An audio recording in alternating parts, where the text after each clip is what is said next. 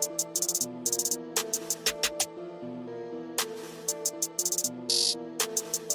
me what you said it, I'm golden. Told you I'm shining. Had to break through. Plan perfect timing. Giving no hands. Nigga, go get it. Radix the ruler. Can't fuck with them peasants. Want to win pleasant. Envy the essence. Fuck about you. More about me. I come from the land. Land that forgotten. That league of the shadows. My city like Gotham. But now I'm the man. You gon' hear this often. Stacking these gems. The boy ain't no option. All black like he gothic. But yet he still blossom. Desire to conquer. Ain't nothing gon' stop him. Damn, I'm so awesome. Now they all flocking. But they ain't care. My close homie died. Felt suicide. And my dad's crack pipe was rocking. They see mama often. But fuck it, I'm off it. Created that funk. Almost went diabolic. Then broke down myself. I was brutally honest. And studied the hidden rebirth to a prophet. I want my worth. For you see mayhem. You screaming Mayday. Fuck what they say. Hey, I want my payday. Me off and Team Rocket. Now who would have thought it? It used to be lit. Now the gems in my pocket. I used to be stressing. Now racking up blessings. Kept manifesting. They stopped self-investing. Yeah, what's good, y'all? Welcome back to Believe in the Miami Heat, brought to you by the Believe Network. As always, I'm your host, Anthony DiNardo. Now, I do want to say again for my audio-only listeners, I am once again recording this podcast live on my YouTube channel. So everybody that's tuned into the live stream will have a chance to comment their questions, and they'll get their questions answered live on the stream. So if you are an audio-only listener, make sure y'all follow me on YouTube. Just search Anthony DiNardo and hit that bell to get notified next time I go live. And also to check out the rest of my other videos. Like I just dropped a video this morning talking about the potential of LeBron James joining the Miami Heat, which, spoiler alert, I don't think is necessarily likely, but there's a lot of signs that say the writing might be on the wall, no matter how much LeBron wants to troll that he's going to the Knicks. But anyways, I do want to welcome everyone that's in the stream here as well. And I do also want to tell y'all, if you want to check out the audio-only podcast, you can find that by searching Believe in Miami Heat. That's BLEAV in Miami Heat. And let's get into it and make sure y'all like and subscribe and do all that good stuff. But we got a lot to talk about because finally the Miami Heat have won a basketball game. No, they've won 2 basketball games. Does that make anyone feel great? Not necessarily, I don't think, especially considering the last game was against the Washington Wizards. But who am I to poo-poo a win? It's the NBA. Everybody's trying very hard, and it's hard to get wins. So I'm certainly not one of those people that ever likes to complain after a win. Now, I do want to put the last week into perspective. We know what the holes are on this team are. That has not changed. They have a size issue. They have a starting power forward issue. They have a backup guard issue. They may or may not have a Tyler Herro issue. I'm just kidding, kind of. I don't really want to hate on Tyler Herro too much, although he hasn't been very efficient over the last few weeks, which is kind of starting to get a little bit concerning. I actually do want to get into Tyler Herro a little bit here. So I'll give you a rundown for this whole podcast too, is I have a kind of list of notes of everything that's happened over the last week, and we'll kind of get throughout all the notes, and we'll answer everyone's comments at the end or maybe throughout. But I do want to pull up this screen sharing here on the stream so everybody that's here can kind of look at Tyler Herro's stats, because it's starting to become a bit of an issue with how inefficient the shooting is, right? Well, I don't want to say starting to, because it's kind of been an issue for some time. But the thing I do like is Tyler Herro obviously came out and said that he wants to try to transition his game a little bit into being more of a facilitator / point guard. And one thing I didn't like is he kind of said, oh, it's been a bit of a struggle. Like, don't blame your bad shooting on you trying to transition, right? You've pretty much been shooting since you came back from the ankle injury, which was quite some time ago now.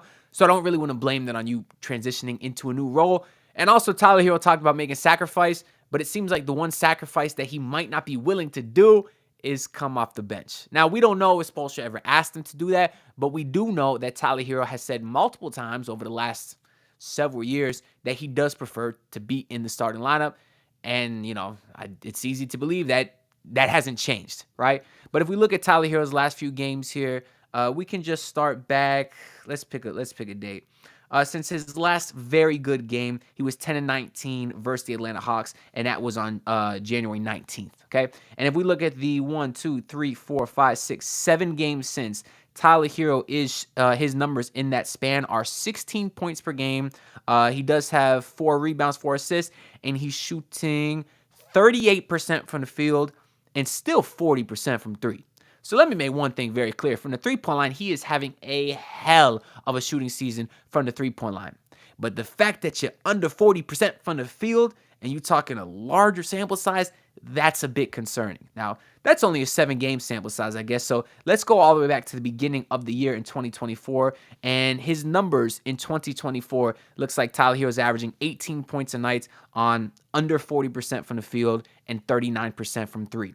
So again, three-point shooting is great, but you're talking about a guy who's supposed to be your leading scorer / shot taker / your go-to guy, right, on the offensive end.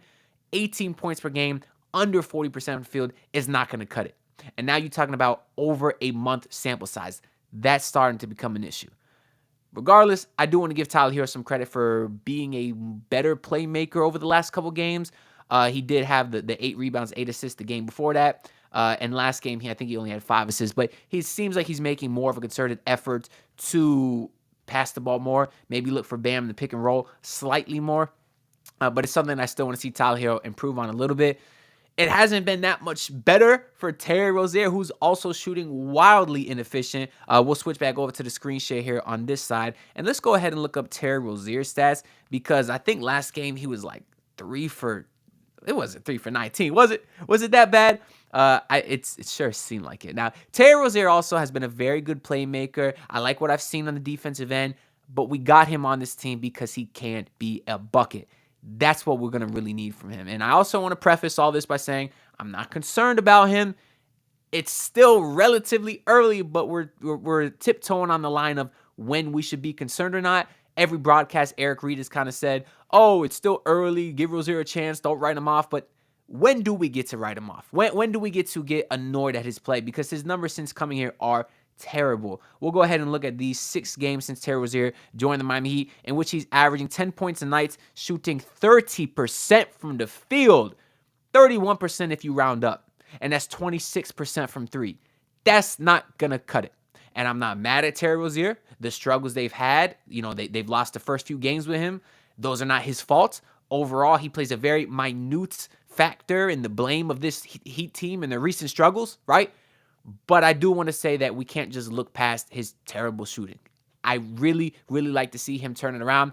And also, if he does, that'll completely add another dynamic to this team. Because I love the way he gets to the rim. Even though the boy is shooting, 30%? Wow, that's terrible. Even though he's shooting 30%, it's been a breath of fresh air seeing Terry Rozier at least get to the rim. And that's something that I'm absolutely loving to see from him, because with Kyle Lowry, we got absolutely none of that.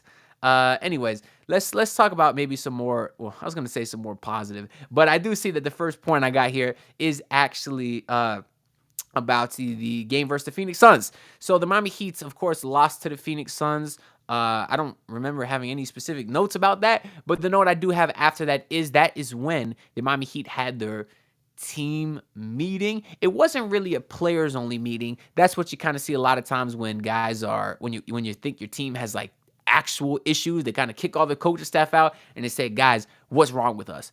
It wasn't really that from what I've heard. From what I heard, it was more of like a film session, but people were acting like, or I guess talking about it was more than that. Because I'm sitting here thinking, a film session, like what's so special about that? Obviously, the Heat won 2 games after this, so they talked about something.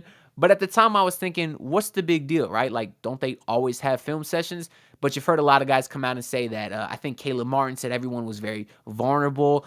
Bam said that things that needed to be said were said. You also had Jimmy after the last game where he said during the streak he wasn't as aggressive as he should have been. And I think that's something that they also might have talked about in this meeting. And over the last 4 games, Jimmy's averaging like 10 free throw attempts per game.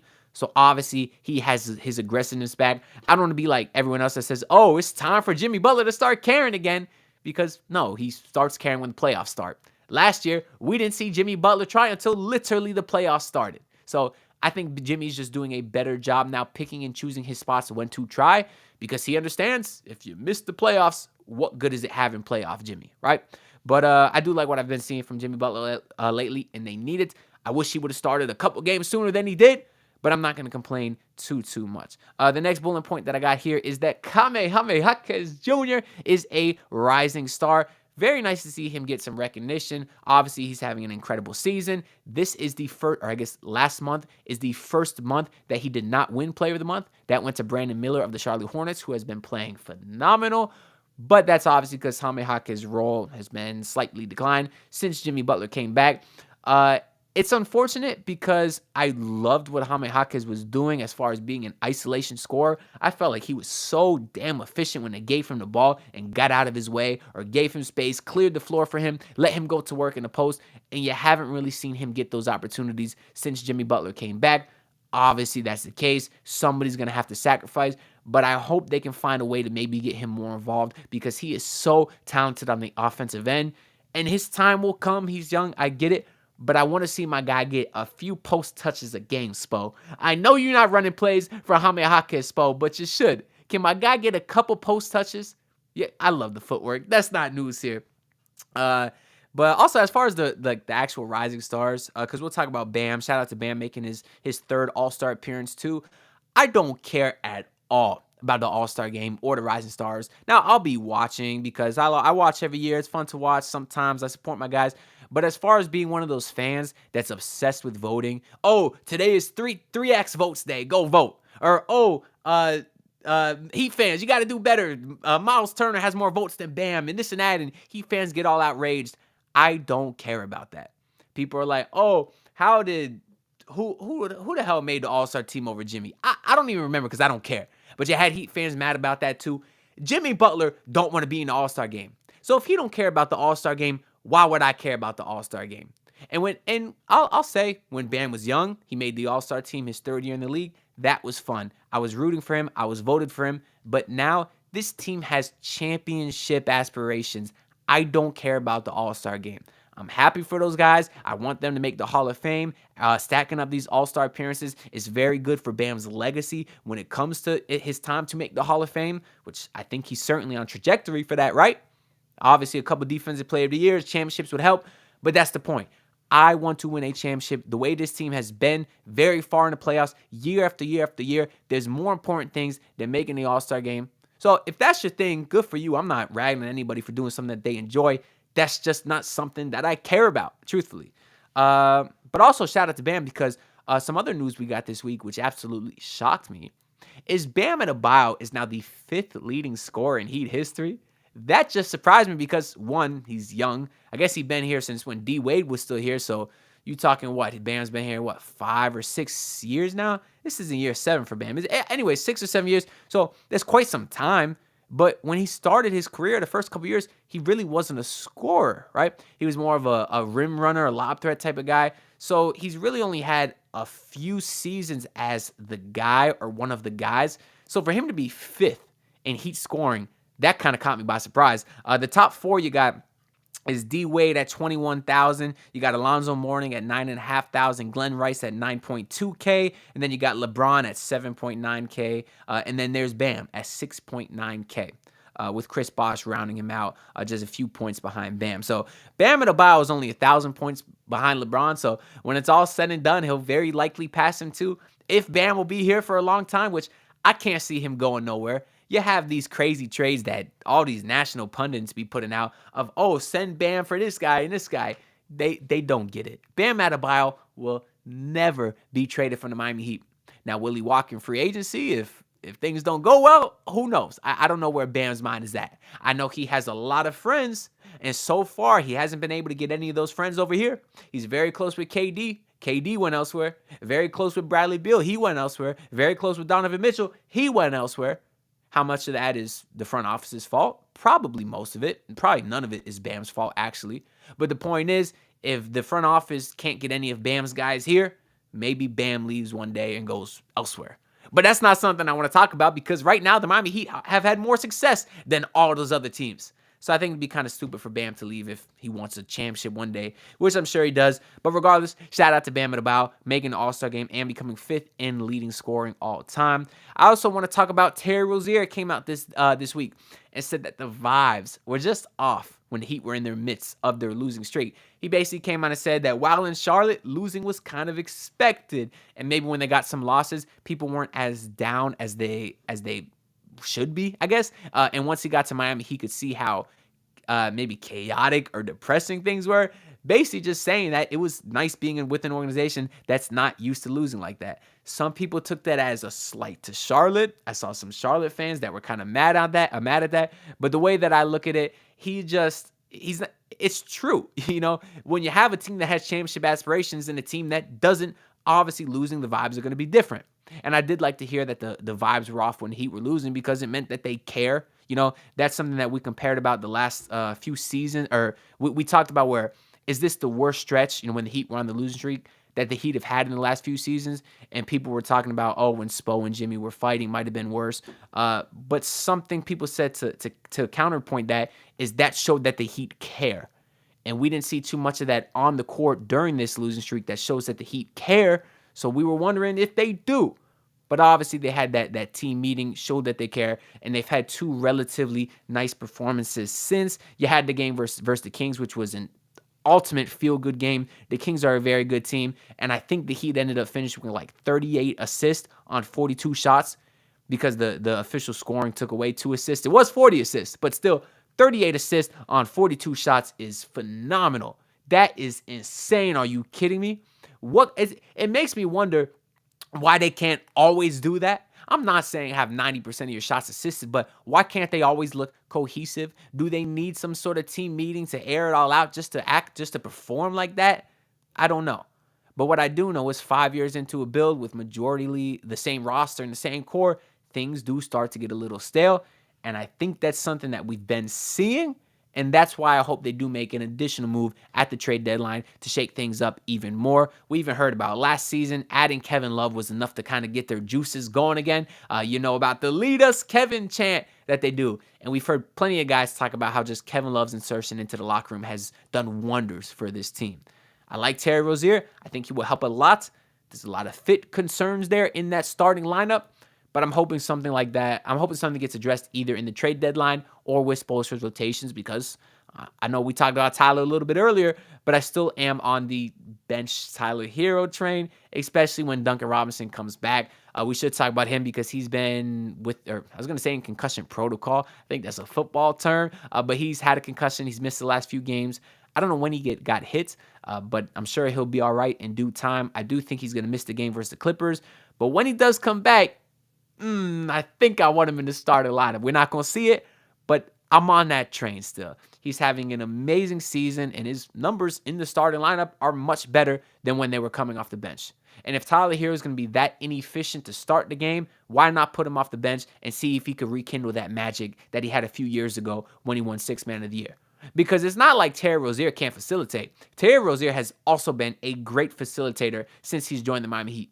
And I think the cohesion in that starting unit with Duncan instead of Tyler would be much, much better. And preferably they could get a 4 at the trade deadline that's bigger than Hayward Highsmith. No slight to Hayward Highsmith, who I do enjoy, but he's not a power forward and he can't run that position. I want to talk about Kendrick Perkins' bum ass. I don't know why, but he did have something that picked up some steam this last week that basically said that Jimmy Butler, the Heat should trade Jimmy Butler and go give him a chance to win a championship. Where Kendrick Perkins? Because the last I checked, the Eastern Conference team with the not even Eastern Conference, the NBA team with the most final appearances in Jimmy Butler's tenure with the Miami Heat has been the Miami Heat. The team with the most conference final appearances since Jimmy Butler joined the Miami Heat is the Miami Heat. So where the hell do you want Jimmy Butler to go that he has a better chance to winning a championship than right here? Where is that, Perkins? And also, Jimmy Butler came out and said recently, or his agent came out and said that Jimmy's not going here. He's here forever. Jimmy has said that countless times, and you know he loves the culture because this city's all about winning, and that's what he's all about. Now, that's what the franchise used to be about, I guess. Is Mickey Harrison still about winning? We're going to find out, because I think you got a potential championship contender. You need some pieces to put you over the top. So let's see if Mickey still keeps his cheap tendencies or decides to go into the trade deadline, get some guys that can help you, get rid of Caleb, or I love Caleb Martin, but maybe trade Caleb Martin for a guy who's more expensive with longer years, because obviously we can't keep Caleb Martin going into next season. See if the Miami Heat decide to go over that first, or stay over that first apron, stay over that second apron, and put together a team that could win a championship. That's what we're going to see. Because you're right. They say they're about winning. So I'm going to take their word for it. But of late, they haven't been keeping the main thing. So let's see if they still decide to do that. Let me check the rest of these notes here. So we basically talked about the Heat beating the Kings. We also talked about the Miami Heat. They beat the Wizards yesterday. Not too much to say in that game. They did get up starting the third quarter. Things started really clicking for them. But then eventually it got slightly close in the fourth quarter. But they made the shots they had to kind of close the Wizards out and get a must-needed win, because they do play the Los Angeles Clippers tomorrow. That team has been balling, and I'm scared, mostly because I am going to the game tomorrow, taking a day trip down to Miami, going with my boy Thomas, who, if y'all saw my video earlier today, was hyped because he's a big Kawhi Leonard fan. Mostly because he's Argentinian, so he loved Ginobili, meaning he loved the Spurs, meaning he loved Kawhi, and now he followed Kawhi to the Clippers. So long train there to his fandom, but he wanted to go. So, because if it was up to me, I said, I ain't spending money on this team. Not right now. Not for the product they've been putting out, especially at home, right? But he said he wanted to go. So figure we'll have some fun. We're going with our other roommate, Hector, and we're going to head to the game tomorrow. So I will be there.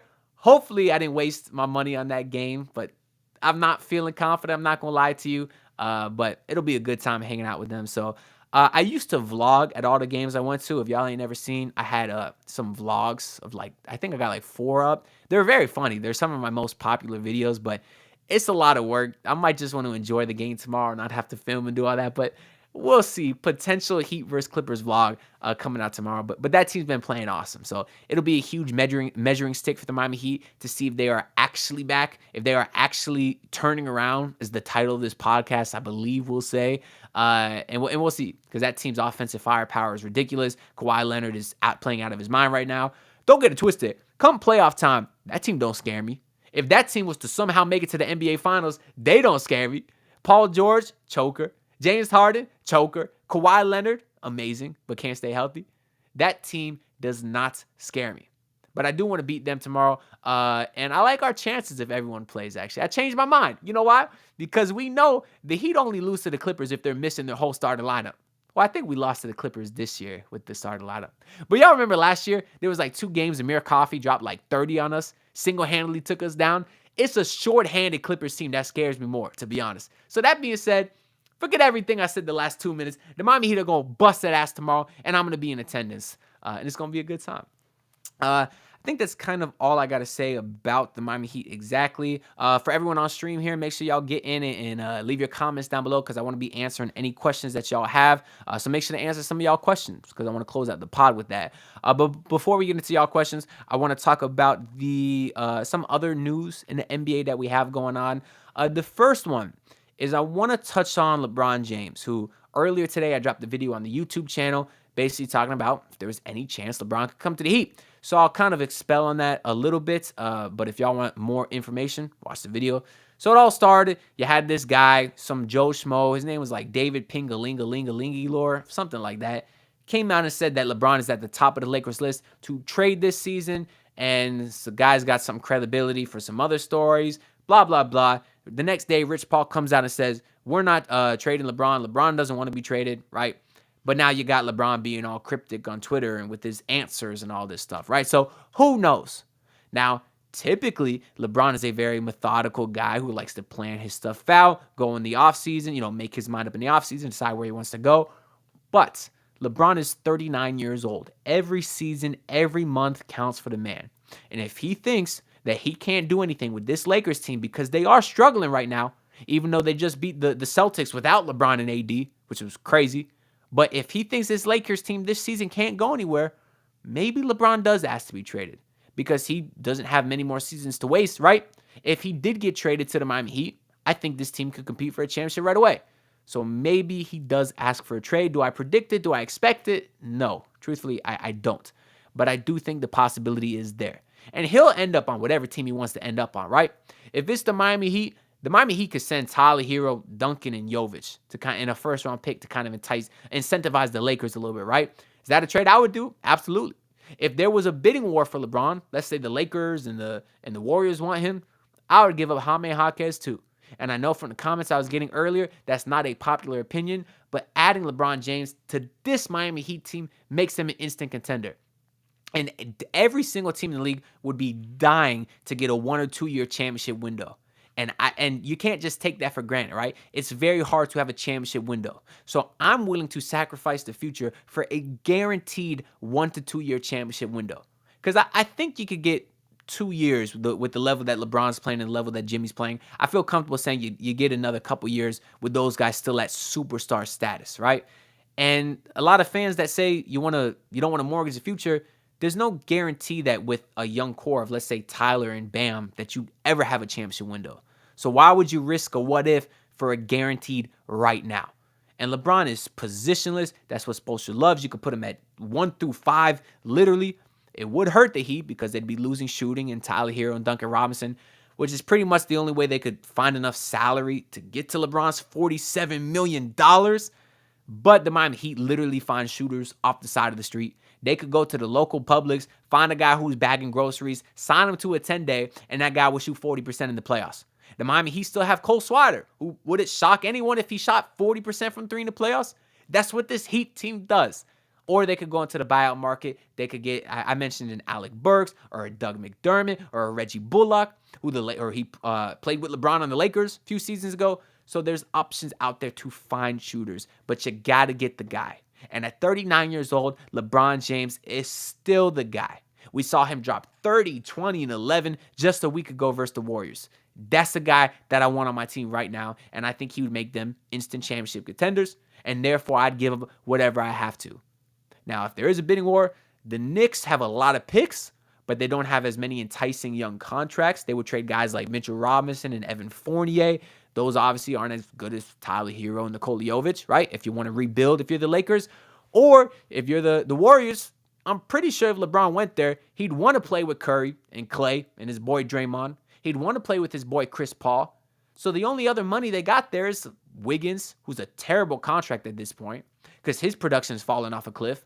So that'd be sort of a desensitization. I'm making up words. That would be something that the Warriors or the Lakers would not want is Andrew Wiggins' contract. So they'd have to do Wiggins and maybe Gary Payton and Kevon Looney. And then they could incentivize them with Jonathan Kuminga, who is better than Tyler Herro. I think at this point, he's having a hell of a stretch right now. But is Kuminga better than what he could offer with Tyler and Jovic and maybe Jaime Jaquez? I don't think so. I think Jaime Jaquez will be the best player in any realistic deal for LeBron James. But maybe the Heat don't even have to give that up. It all comes down to who LeBron wants to play for. And there is a Bronny James aspect to it. He's not having a great season. Obviously, he has a lot of health issues that are more important. So I don't think Bronny gets drafted this season. He might even stay in college for another year. And LeBron James, he does have a player option on his contract for $50 million next season. I don't know if he'll take that. He's obviously a guy that's made a lot of money in his career. Maybe he'd be willing to sacrifice a little bit to help get some other pieces in. I don't know. There's things you could do there if you're the Miami Heat. But if he's actually out there on the block, I would do everything I can to get him on the trade deadline by February 8th. Got a couple more NBA news here. Make sure y'all get your comments in on the live stream because I want to answer y'all questions in just a few minutes here. So make sure y'all get in. I want to talk about Joel Embiid. We got the terrible news a couple days ago that he tore his meniscus. That sucks, right? Like, even though he's on a rival team, I don't care about that. I don't want to see anyone get hurt.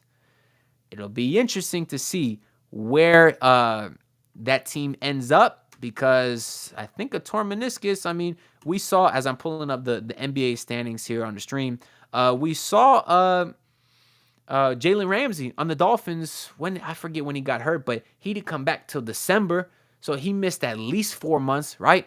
So if Joel Embiid was to miss 4 months, I guess where does that put us at? With this February, March, April, May, that puts us into May. You talking playoff time? Who knows how far that team will fall down? Who knows if this impacts their decision to make or not make moves at the deadline? Maybe the 76ers were all in on getting Zach LaVine, who's also out for the season now. We'll talk about that. But maybe now they won't. Or maybe they're more incentivized to make a trade so they can stay afloat. It's hard to tell. But that does change a lot. And right now the 76ers are 5th in the East. They are 30-17, which is a full 6 games over the 76ers. But we know that team relies on Joel Embiid a lot. It is possible that they fall down pretty far. Maybe the Heat could catch them. Now, it's more likely the Heat catch the Pacers, who are tied in the loss column currently, and that's important because the Pacers are 6th and the Heat are 7th. and you want to stay out of that play-in tournament. I'll take the top 6 seed. That was my goal coming into this year anyways. And right now, the 6th seed would play the 3rd seed New York Knicks, who does not scare me whatsoever, right? I love Jalen Brunson. That dude's a dog, but Miami Heat will handle business versus the New York Knicks. Matter of fact, none of those top 2 teams scare me either because the Heat will bust Milwaukee and Boston's ass too. I don't care. Look, 2 wins, and I'm already cocky Heat fan again. But we'll talk about playoffs and stuff further down the line. But the Joel Embiid and 76ers situation is something to monitor as we go forward. The other news that could have a lot of impact on the trade deadline is Zach LaVine. So what I want to do now is pull up Fanspo because the Chicago Bulls were rumored to maybe not be so active coming on this trade deadline, which I always thought would be very stupid because that team sucks and they have a lot of money tied up into Vucevic and DeMar and LaVine. So, and for a team that sucks, they should make some moves, right? But especially now that Zach LaVine is hurt, any hope that they have of doing a playoff push, as I'll pull the standings back up here. The Chicago Bulls are 23-26, so they are currently still in the play-in. But any hope of them making any sort of push to win in the play-in tournament, get to the NBA playoffs, that all goes out the window now with Zach LaVine being hurt. So they need to make a move. And I think that's going to start with DeMar DeRozan, who is on the final year of his deal, making $28 million. Very likely will not resign there. They'd be stupid to lose him for nothing. So let's see if we could cook up a trade to get into the Miami Heat. Now, I've made a video on this before, but I kind of want to revisit here on stream, take into account some of these comments and see what people are saying because I love DeMar. This team needs buckets. He is a bucket. I think the spacing is overrated because he could still shoot enough to keep the defenses honest, right? It's not like he's Rudy Gobert where the defenses are literally playing 20 feet off of him, right? I've talked about this a lot. I know there's a lot of Heat fans that are not going to like it, but I don't want to get into it again because I have a video on him. So if y'all want to hear my full thoughts on why I think DeMar would work, you could check out the video on my channel. But DeMar makes $28.6 million. Any trade with DeMar Tyler Herro gets us close. Do I want to trade in our Tyler Herro chip for 1 season of DeMar DeRozan? Maybe. Because when you talk about efficiency, DeMar DeRozan is the leader of efficiency. Let's go ahead and check out DeMar DeRozan's stats here real quick. I don't believe he's having the most efficient season. It's a little bit down, but we do know for his career he is a very efficient player. This season he is only at 47% and 33% from the field, but averaging 22 points a night. That's something that you really love to see, especially with the 5 assists, so he can play make as well. But if you go for his career, I guess he's only 47% for his career. But the last few seasons before this, he was a guy that was over 50% from the field. So very efficient and obviously much more efficient than Tyler Herro. And I think that's something that will help this team. So let's go back to the trade machine here. Is there any way we can get this done without Tyler Herro? Kyle Lowry would have been the guy that we looked at for most of these trades, and now that he's gone, it makes things a bit more difficult because I don't believe you're trading Terry Rozier. If you wanted to trade Duncan Robinson and if you wanted to trade Caleb Martin, let's see how close that gets us. That gets the Heat's $1 million off, so that means we could send over our good old pal Drew Smith, and that should be enough to get this trade done. So if you're looking at Duncan and Caleb and Drew Smith, that's enough to get this trade done. I don't love losing the shooting of Duncan Robinson, but if you're able to keep Tyler Herro in this trade, I think this is something I would absolutely do. Now, the Miami Heat do only have 1 available first-round pick as it is. They could send to incentivize the Bulls.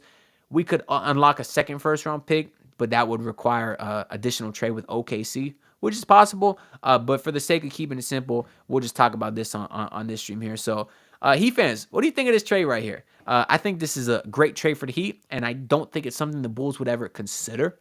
But that franchise is dumb, so you never know. And 2, maybe there's not a lot of suitors for DeMar, right? Maybe because DeMar's, what does it say? It doesn't show DeMar's age. Maybe because DeMar is 34 years old, on the last year of his deal, not a great three-point shooter. There's not a lot of teams looking for a 1-year rental on a guy like that. Now, we know DeMar loves LA. We know the Lakers are desperate to make a trade. Do they have the pieces to get DeMar? They could probably figure it out, right? So maybe the Lakers are a team that could get him. If not, I would really like the Miami Heat's chances, or I would really like the Miami Heat to get this. Is this a trade they would do? The Bulls, I don't think so, kind of because they're taking on a lot of money for Duncan Robinson, and unless they really love him as a player, He's not super young. I don't exactly see why the Bulls would do this because I'm sure they could get a first-round pick from another team. And really, outside of this, it looks like the only option you could really do is send over Tyler Herro, which might incentivize the Bulls. And like I said, I think I would still do it. We know DeMar is not much of a playoff player, but neither is Tyler Herro. And if Jimmy wants to coast in the regular season, hey, you got DeMar to handle the load in the regular season. And then come playoff time, you let Jimmy come over and kind of do his thing. If we were to do Tyler for DeMar straight up, that does work. So something like Tyler in the first round pick could work. But that package I'm not as strong on if I'm a Miami Heat fan. Let me go ahead and let's see who else the Bulls have here because they have another name that I was going to say absolutely love. The guy I would absolutely love is Caruso. So I was going to talk about Vucevic. We'll do Vucevic next. And let's talk about Caruso. I think there's a lot of suitors for Caruso, unlike DeMar DeRozan, right? That's a guy that may be able to get 2 first-round picks down the line. The Miami Heat don't have 2 first-round picks. Would something like, what's Caruso make, $9 million? Would something like Nikola Jovic, a first-round pick, they already have the pick going to them.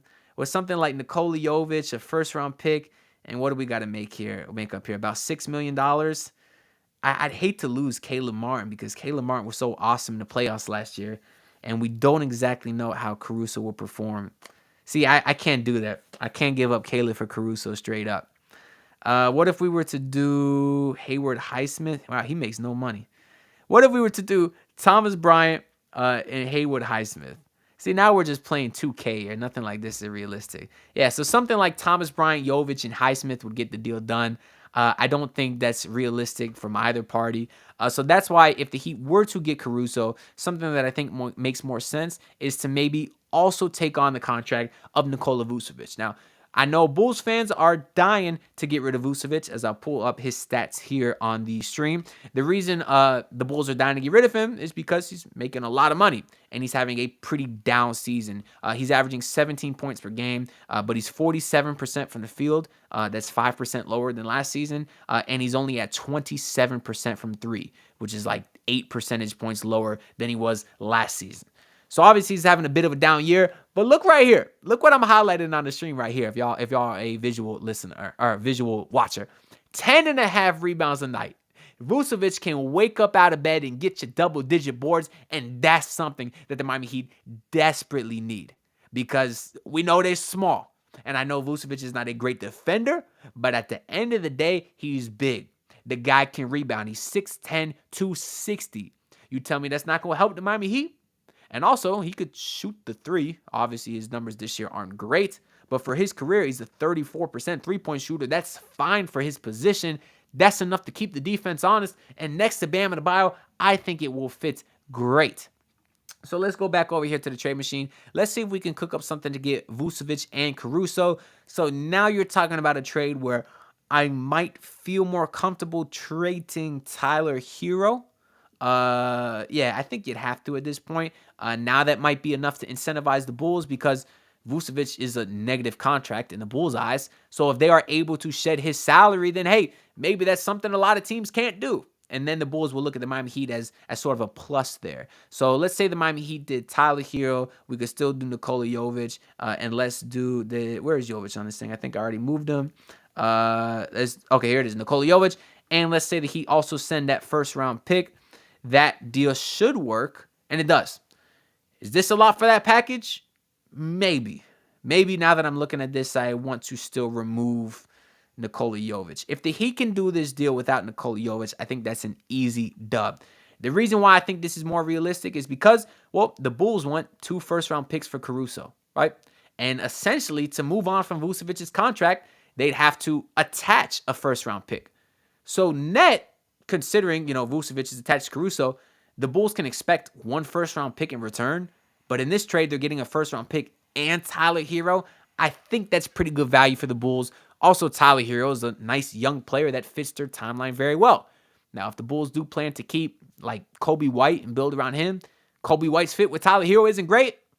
But I don't exactly know what the Bulls' plans are there. But regardless, I look at the Bulls to be a potential suitor that the Miami Heat could work with this deadline. They have a lot of names that I do like DeMar. I would have liked Zach, but obviously he can't stay healthy. We've heard some talk on Ayo DeSumo, who I like a lot. I love Javon Carter, great defensive perimeter attack defender. If he's on the move, people want rebounding. They want Drummond. I don't like Drummond as much because he's too much of a zero on the offensive end. Some people might, but there's options here. Even Torrey Craig, I think, would be a very nice fit for the Miami Heat there.